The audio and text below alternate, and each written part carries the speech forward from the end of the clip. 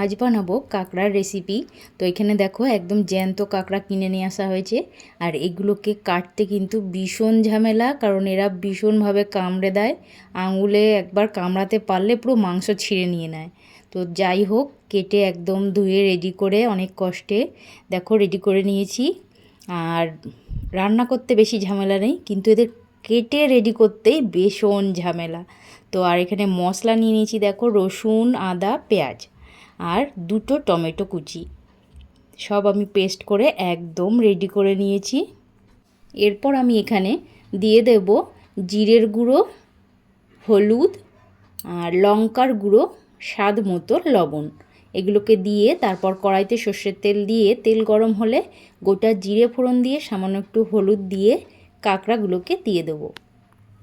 কাঁকড়াটাকে বেশ ভালোভাবে কিন্তু ভেজে নেব। ভালো করে ভাজা হয়ে যাওয়ার পর এখানে দিয়ে দেব সব মশলাটা দিয়ে বেশ ভালোভাবে কষিয়ে নেব।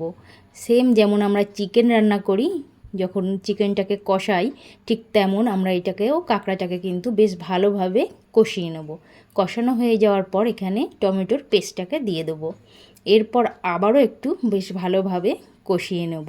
যত ভালো কষানো হবে ততই কিন্তু খেতে ভীষণ টেস্টি হবে।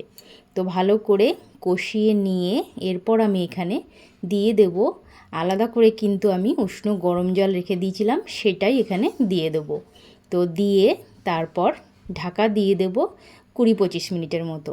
ব্যাস, ঢাকাটা 20-25 মিনিট পর তুলে নিয়ে গরম মশলার গুঁড়ো বেশি করে বেশ দিয়ে তারপর একটু নেড়ে চেড়ে নামিয়ে নেব।